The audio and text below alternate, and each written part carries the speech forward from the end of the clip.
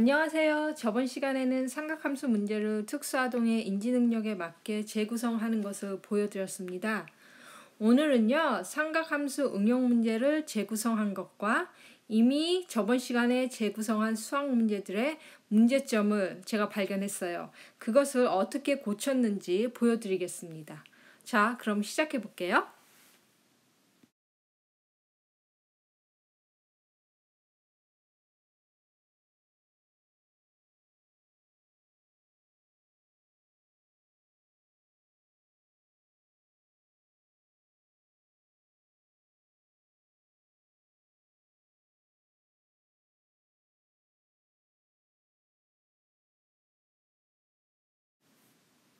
문제를 재구성한 후 반드시 여러분들이 해야 될 것은요, 특수 아동들이 문제 푸는 것을 관찰하셔야 합니다.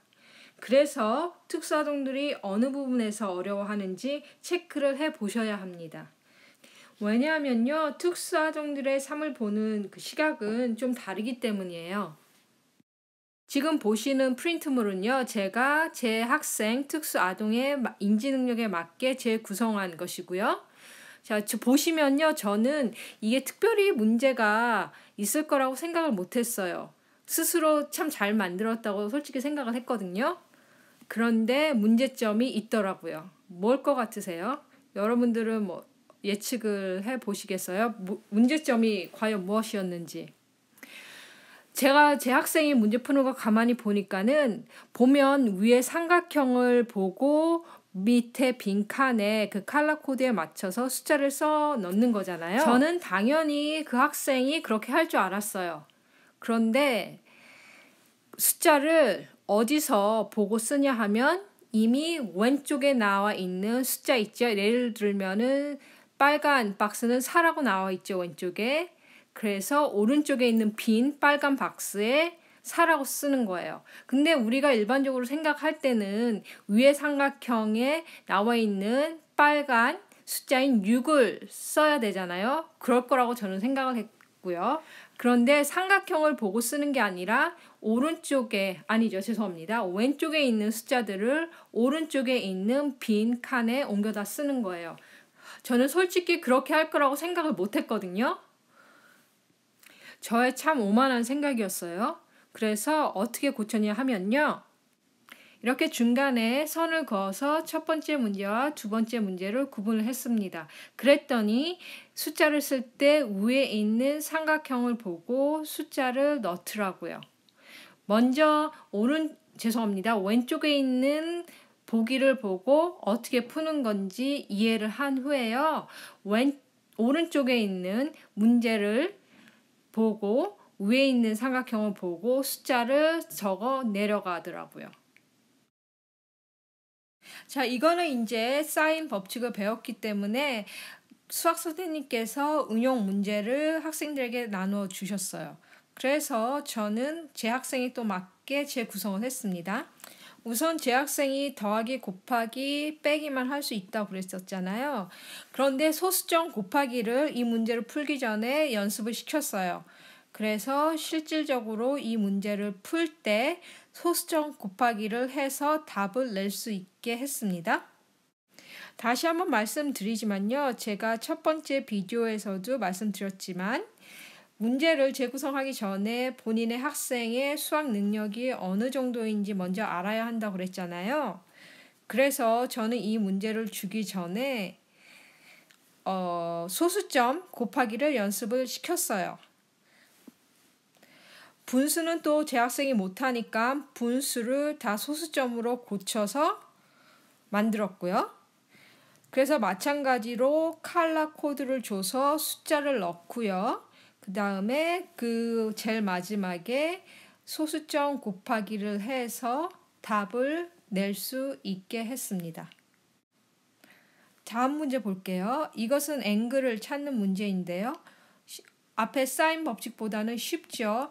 그런데 이 단어들 있잖아요. 사인이라든지 이런 단어들 때문에, 그리고 위에 있는 그림이 생소하기 때문에 학생들이 어렵다고 생각을 해요. 이것을 빼기라고 생각을 못한단 말이에요. 그래서 역시 칼라 코드로 각도를 빨간색으로 해서 빈칸에 각도를 쓸 수 있게 하고요. 위에 예문을 또 들어줬지요. 그래서 상대편에 있는 각도를 구하기 위해서는요. 180도에서 80도를 빼면 상대편의 각도가 나온다는 것을 스스로 인지할 수 있게 해줬습니다. 이 문제 같은 경우에는 제 학생이 특별히 큰 문제가 없이 잘 풀더라고요. 자, 이거는 제가 저번 시간에 만들었던 건데요. 제가 여기서 실수를 하나 했어요. 2 곱하기 2, 그 다음에 더하기 3 곱하기 3, 그 다음에 빼기 4 곱하기 4인데 더하기로 썼죠. 그래서 바꿨습니다. 고쳤죠. 이거 수학 선생님한테 보여드렸는데 부끄러웠어요. 몰랐어요. 저 실수한지. 나중에 교실에 가서 가만히 쳐다보니까, 왜냐면은 제가 이거 선생님께 보여드렸을 때 수학 선생님이 뚫어지게 쳐다보더라고요. 그래갖고 뭔가 찜찜해서 제 교실에 와서 가만히 보니까 마이너스를 플러스로 썼더라고요. 조금 부끄러웠어요. 자, 이렇게 마이너스로 바꿨죠. 마이너스 a제곱. 그랬더니 이게 조금 더 복잡해지는 거예요. 식이. 그래서 어떻게 제가 브레이크다운 했는지 한번 보여드릴게요. 자, 분자와 분모를 다 빈칸을 줬더니 아이가 헷갈려하기 시작하는 거예요. 그래서 첫 번째 분자만 계산할 수 있게 했습니다. 첫 번째 줄을 보면요. 분자, 분모에 숫자를 넣을 수 있게 했죠. 하지만 두 번째 줄을 보면 분모는 6이라고 제가 이미 숫자를 써줬어요. 하지만 분모도 이미 3개의 수식을 계산을 해야 하기 때문에 복잡하죠. 그래서 우선 앞에 2개만 할 수 있게 했어요. 즉 파란색 네모칸 있죠.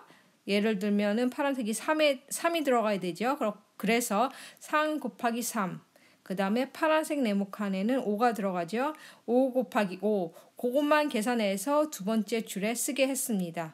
그리고 세 번째 줄에는 3, 3, 9, 9 더하기 5, 5, 25, 25 해서 나온 답을 세 번째 칸, 제일 첫 번째 박스에 넣을 수 있게 했죠. 자, 첫 번째 스텝은 마무리를 했고 두 번째 빨간 박스를 이제 해결을 해야 되겠죠. 2 곱하기 2 해서 4 쓸 수 있게 해서. 그래서 마지막 하나, 둘, 셋, 네 번째 칸에 마이너스 할 수 있겠죠. 그래서 마이너스 해서 나온 값을 제일 마지막 그 가로 안에 넣게 했습니다. 제 학생은 분수를 못하기 때문에 6분의 6 해서 당연히 약분도 못합니다. 그래서 여기에서 이제 스탑하게 했고요. 전자계산기도 사용을 못하기 때문에 여기에서 멈췄습니다. 왜냐하면 더 많이 가르쳐주면 이 사인이라는 그 컨셉도 새로운 컨셉이어서 머리가 복잡한데 너무 많은 것을 한꺼번에 가르쳐주면 아이가 소화를 못해요. 그래서 이번 주로 수학 삼각함수는 끝났고요. 어떤 단원이 들어가냐 하면 스태티스틱이 다음 주부터 시작을 해서 제가 그 스태티스틱 단원은 어떻게 또 재구성 모디파이 하는지 보여드릴게요. 제 영상이 많이 도움이 되면 좋겠고요. 만약에 어떤 질문이 있거나 피드백이 있거나 하면은 댓글로 남겨주세요. 그럼 다음 시간에 봐요. 바이바이.